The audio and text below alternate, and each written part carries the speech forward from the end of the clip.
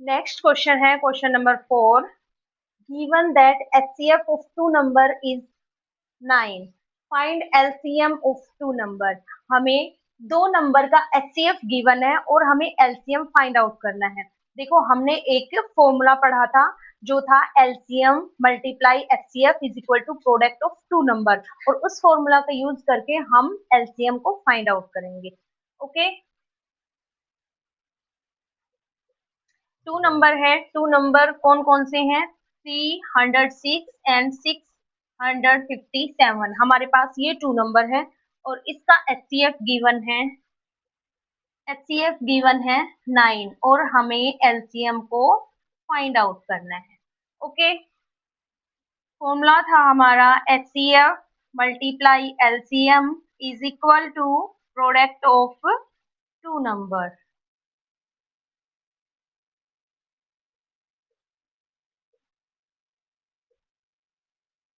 और एचसीएफ हाँ यहाँ पर है 9, पुट कर देंगे जो जो गिवन है। एलसीएम हमें फाइंड आउट करना है। Product of two number, three number की प्रोडक्ट नहीं, टू नंबर की प्रोडक्ट इंटू 657। अब क्या करेंगे, 9 को हम इसके नीचे लेकर जाएंगे। एलसीएम इज इक्वल टू आ जाएगा 306 एंड 657 अपॉन 9। अब 9 से इसको काट देंगे। 9 3 जा 27, बच जाएंगे हमारे 3। 9 4 जा 36। अब इन दोनों की हम मल्टीप्लाई कर लेंगे। यहाँ पर करके देखते हैं। 657 की 34 से मल्टीप्लाई। 7 4 जा 28, 5 4 जा 20, 20 और 2 22, 6 4 जा 24, 24 और 2 हो जाएंगे 26, 7 3 जा 21, 5 3 जा 15, 15 और 2 17, 1 6 3 जा 18, 18 और 1 19, 8 3 और ये आ जाएगा 13, 10 12, ये आ गया हमारे पास 22, 33 एंड 8। ओके, दो नंबर का अगर एचसीएफ गिवन है और एलसीएम फाइंड आउट करना है तो हमें इस फॉर्मूले में पुट करके निकाल देना है। Okay, let's go to the next question. Next question है हमारा question number 5। Check whether 6 raised to power n can end with the digit 0 for any natural number n। इस क्वेश्चन का मतलब क्या है कि जो 6 raised to power n है और उस n में अगर हम नेचुरल नंबर पुट करते हैं 1 2 3 4 5 ऐसे पुट करते हैं तो क्या यह नंबर 0 पर खत्म होगा, ये क्वेश्चन पूछ रहे हैं। ओके, अब देखो, कोई भी नंबर जो 0 पर खत्म होता है तो उसके वो जो नंबर है उसके प्राइम फैक्टर हमेशा 2 एंड 5 होते ही होते हैं। ओके, देखे कैसे, जैसे 10 है, ये 0 पर खत्म हो रहा है ये नंबर, इसके फैक्टर क्या होंगे 2 एंड 5। ओके, 20 भी एक नंबर लेंगे जो 0 पर खत्म हो रहा है, इसके फैक्टर क्या क्या होंगे 2 5, 2 5 जा 10 और 2, तो इसके ये प्राइम फैक्टर होंगे। ये भी 2 और 5 कंटेन कर रहा है। 30 है, ये भी 0 पर एंड है इस नंबर का, तो इसको भी ऐसे लिख, इसके भी फैक्टर ये हो जाएंगे। इसमें भी 2 और 5 कंटेन कर रहा है नंबर, तो जो भी नंबर है जिसका 0 पर एंड हो रहा है वो नंबर 2 एंड 5 को कंटेन करेगा ही करेगा। ओके, तो हम कैसे लिखेंगे इसको, if any number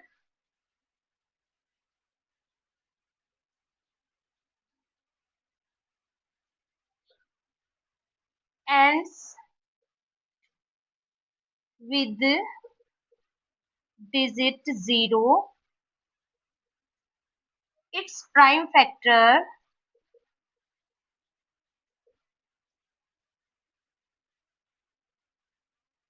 is its prime factor must contain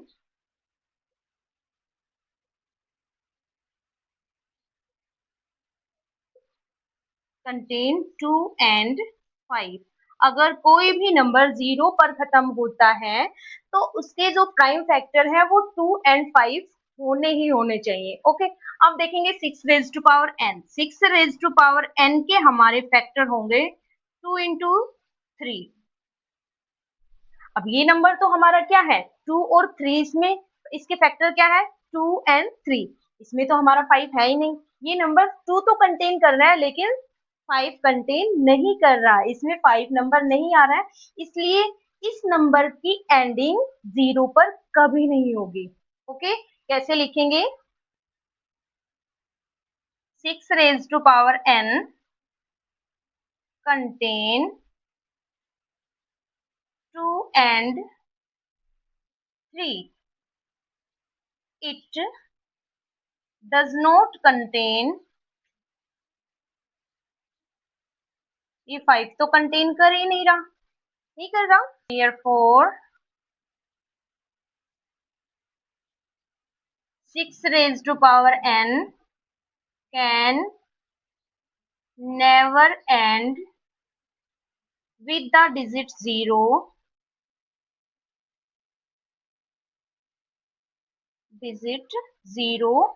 for any natural number n।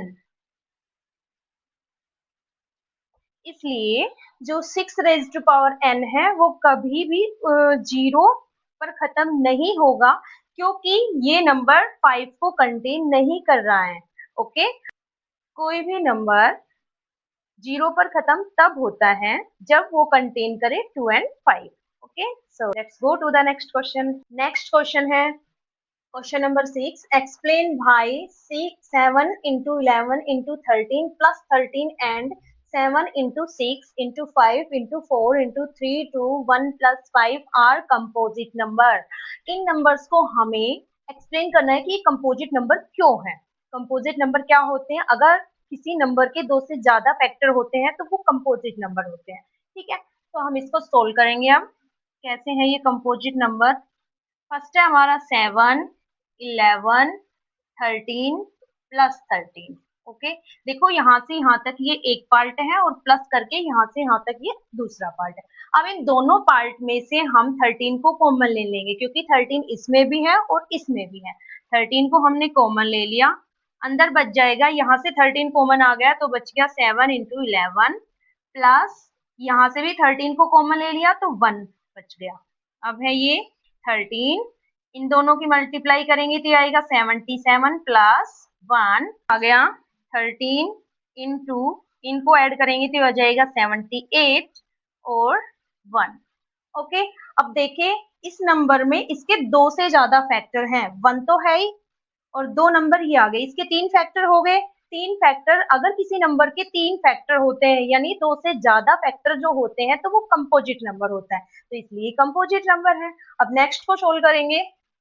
7, 6, 5, 4, 3, 2 and 1 plus 5। यहाँ से यहाँ तक ये एक पार्ट हो गया, ये इसका दूसरा पार्ट है।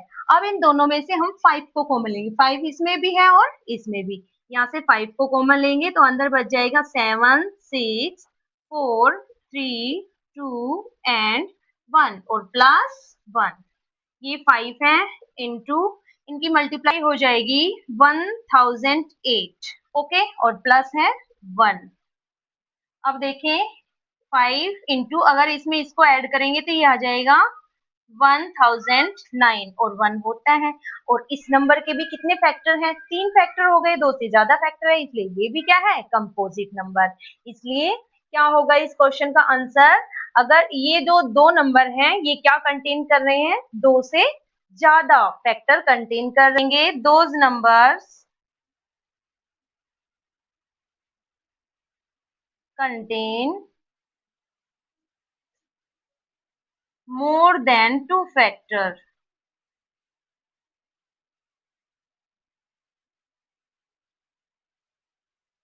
more than 2 factors, so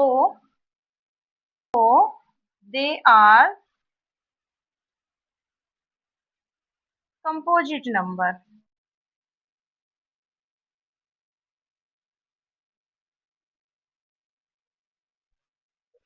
okay, ये जो नंबर है ये 2 से ज्यादा फैक्टर कंटेन कर रहा है, इसलिए ये कंपोजिट नंबर है।